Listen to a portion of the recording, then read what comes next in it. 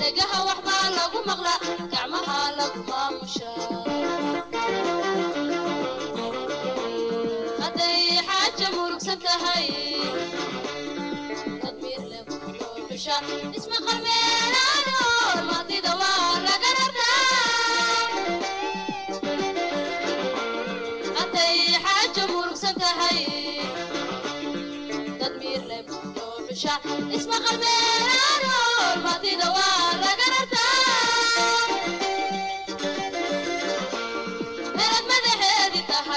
مجهد اسكما ديجي مرد مدهدي تحي مجهد اسكما ديجي حتى دمي دامي كريم رسول ولا قتلا مرد مدهدي تحي مجهد اسكما ديجي مرد مدهدي تحي مجهد اسكما ديجي حتى دمي دامي كريم رسول ولا قتلا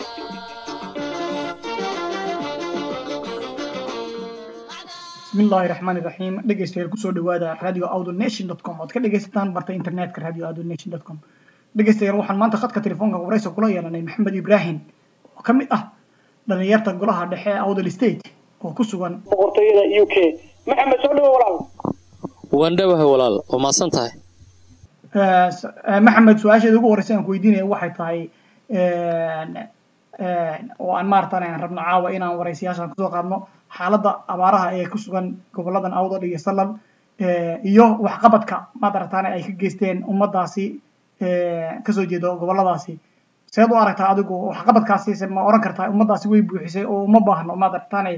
wax hay'ado oo caawisa ama dawlad caawisa seed u aragtaa adigu xaaladaas marka hore waxaan salaamayaa dhammaan dadka reer Awdal State meel kasta oo ay joogaan waxaan leeyahay Ramadaan Kariim iyadoo lagu jiro bishii barakeysneed Ramadaan qaasatan intii u dambeysay bisheeda waxaan idin rajeynayaa horumar baraare iyo bashbash haddii aan ka jawaabo walaal su'aasha aad i weydiisay xaalad abaareed oo aad u ba'an ayaa ka taagneed gobolada Awdal Salal iyo Gabiley 6 sano ee u dambeysay abaartan oo noqotay mid ragaadisay dad iyo dunyaba dadka ku dhaqan deegaankaas haddaba su'aasha isweydiinta mudane waxa weeye iyada oo ay jiraan gobollo la darisa oo aanay abaartu saamaynin maxaa ay abaartu ugu soo noqnoqonaysaa goboladan Awdal iyo Salal iyo Gabiley qaasatan magaalooyinka xeebta ku yaala su'aash run ahaantii waan wadan garan karnaa dhibaatada meesha ka jirta taas oo u aaneynayno in mucaawimadii goboladan loogu talagalay ee ay ugu talagashay hay'adda qaramada midoobay hadday noqon lahayd WFP iyo kuwa kaleba oo aan soo gaarin meeshii loogu talagalay ama meeshii loo qoondeeyay taas oo keentay in abaar baahsan ay halkan ka dhacdo talabaad waxaan kale oo aan oran karnaa hay'adihii qaramada midoobay ee ka howlgali jiray goboladan oo laga raray goboladan muddo 7 sano 8 sano ka hor iyada oo aan la isweydiinin sababta looga rarayo goboladan hay'adahaas oo ahayd meesha kaliya ama isha kaliya ay dadkan ku tiirsanaayeen hadday noqon lahayd dhaqaalaha hadday ay noqon lahayd iyo mucaawimada ka soo gaadha dadka degan goboladan iyada oo aan garan karno ilaa hadda aan la isweydiinin sababta maad aragtay looga raray hay'adihii gargaarka ee dadkan caawin jiray taas ayaa gundhig u ah in abaartu ay soo noqnoqoto goboladan oo aad moodaba in ay maad aragtay go'doon ka yihiin wadanka intiisa kale dhibaato baahsan oo haysata dad iyo dunyaba xagga hadday noqon lahayd xagga waxbarashada haddii ay noqon lahayd xagga arrimaha bulshada caafimaadka iyo waxyaalo badan oo dadka gobolada degan ay u baahnaayeen sida aynu ka aragnaba shaashadaha la iska arko ee TV-yada ama website-dada waxaan aragnaa dhibaato aad u ba'an oo halka ka taagan run ahaantii xataa dhibaatadu marka ay imanayso ma jiraan dad maad aragtay sii darsa oo maad aragtay hay'ada sii darsa oo u qayla dira hay'adaha adduunyada inteeda kale waxa aad moodaa un abaartu marka ay timaado ama ay bartanka kaga jirto abaartu in la sheego iyada oo aan maad aragtay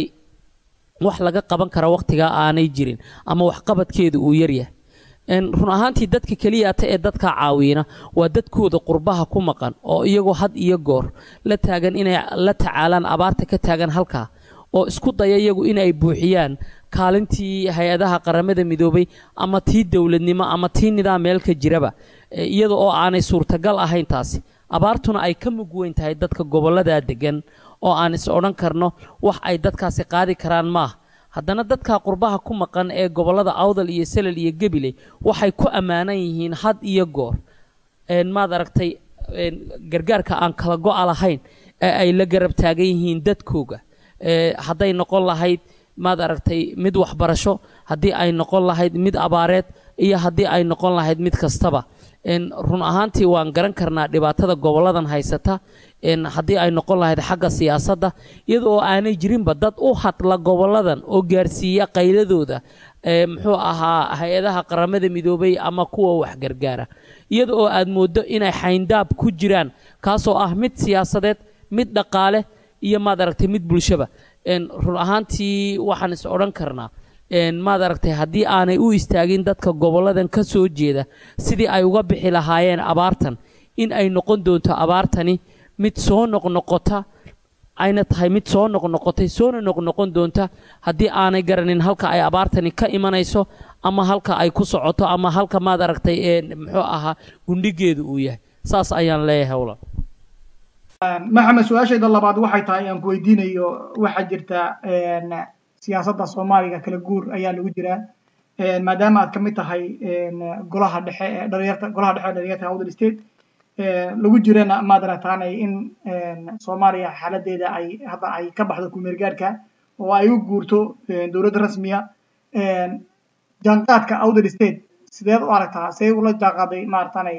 awdal state siyaasaddaas kala guurka waa runtaa waddanku waxa uu marayaa maad aragtay heer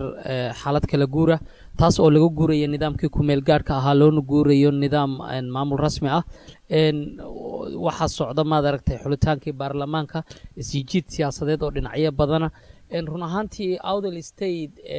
inkasta oo maamulka awdal state oo hadda dhisan yahay muddo maad aragtay 1 sano ah haddana maad aragtay maamulkaasi waxyaalo badan ayuu ka qabtay maad aragtay sidii wax loo qaban lahaa oo maad aragtay ummadan wax loo gaarsiin lahaa ama xaq siyaasadeed hadday noqon lahayd ama baraarujin xagga dadka ah run ahaantii inkasta oo maad aragtay dadkii hore ee maad aragtay siyaasiyiintii hore ee gobolkan u dhalatay maad aragtay xagga siyaasadda ugu jirtay dhinac walba ama meel walba oo siyaasadda lagu hayo aad mooddo inay ka gaabiyeen nidaamkii ama wixii gobolkani xaq u lahaa oo gobolkan xaqiisii aad moodaba in lagu tuntay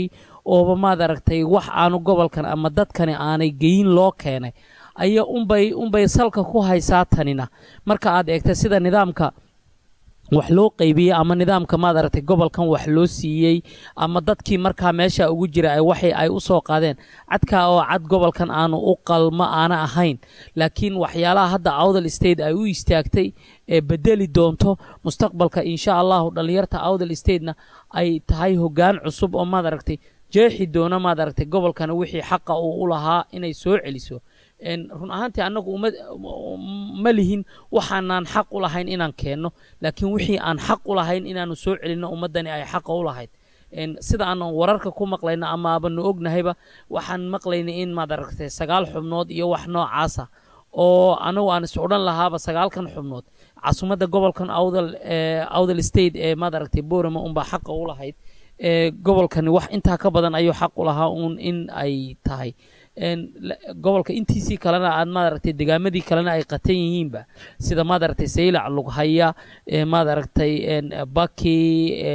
gabiley muxuu ahaa dila dadkii gobolada dhan ku dhaqnaa oo dhan aan wixii xaqa ay u lahaayeen aanay ka helin maad aragtay nidaamkan inkasta oo aanu maad aragtay ka raacayno Soomaalinimada laakiin aanu soo celin doono wixii gobolkan xaq u lahaa insha Allah taanu ku rajo weynahayna ay tahay aanu la jaan qaadi doono maad aragtay wixii isbedel ee cusub ee yimaada taas ayaan rajaynaynaa in maad aragtay mustaqbalka dhow la soo celin doono wixii gobolkan xaq u lahaa maxamed waxa soo baxay dhawaanahan guddi odayaal oo isxaqamay oo badbaado la dhaho guddiga odayaasha ee badbaado oo maad aragtay hadda iyaguna maad aragtay saxaafadda hadda ku soo biiray oo aan oran karno waa guddi odayaal oo maad aragtay wax ka bedeli kara ama wax ku kordhin kara awdal state sayid u aragtaa adigu waxaan qabaa walaal anigu inay wax weyn ku soo kordhin karaan sababtoo ah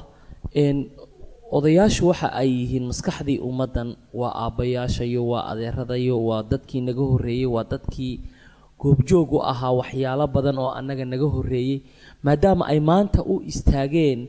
in ay dadkooda iyo dalkooda iyo diintooda ay wax u qabtaan oo ummadooda dhibaataysanayd muddada dheer ay dhibaatadii ay ku soo jirtay ee iyaguna waaye aragga ay ka ahaayeen ay ka saaraan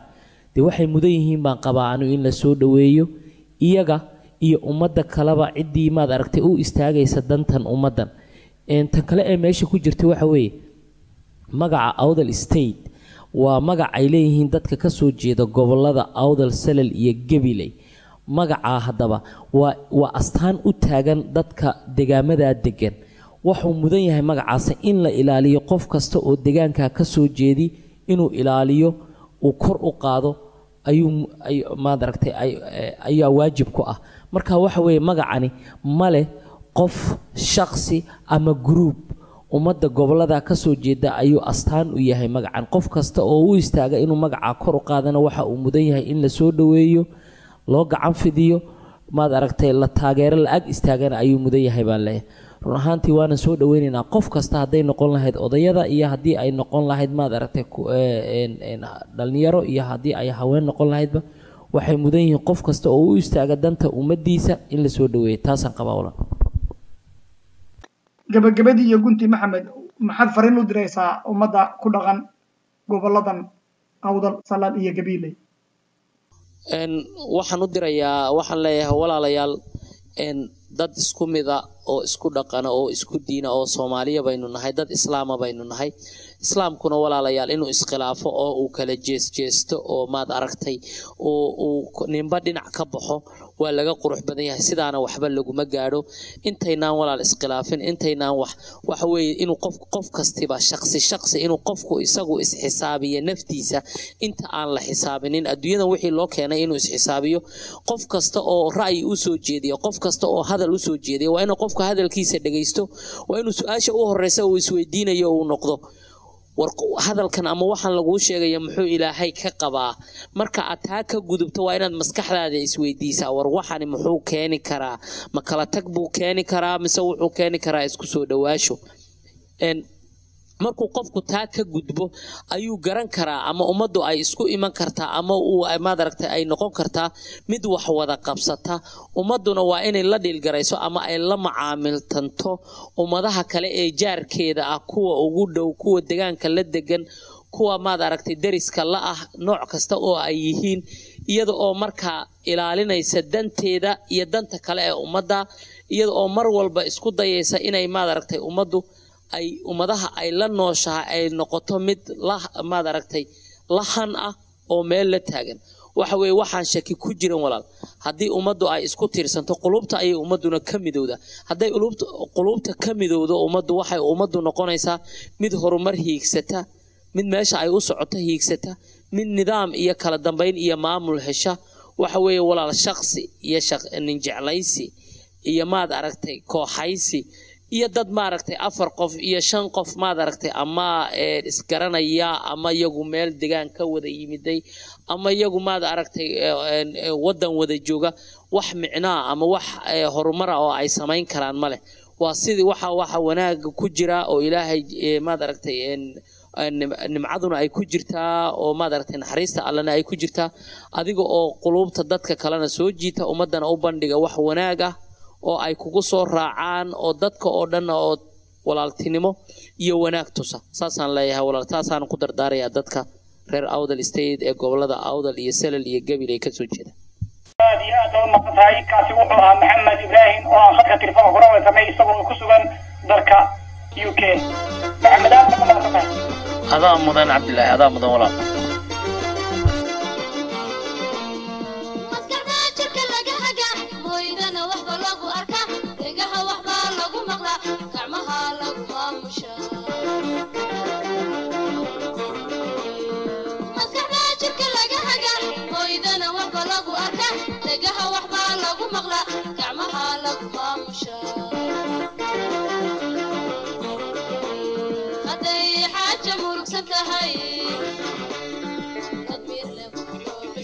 اسم قرميلانو الماضي دوار لقررنا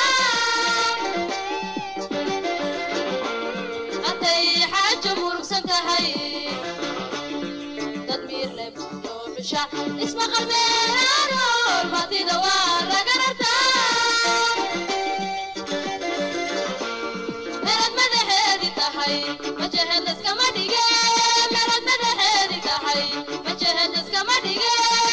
هذا ميدان كريم مسؤول ولا قتها بلد مدحيدي تهي وجهد لسك مدقي بلد مدحيدي تهي وجهد لسك مدقي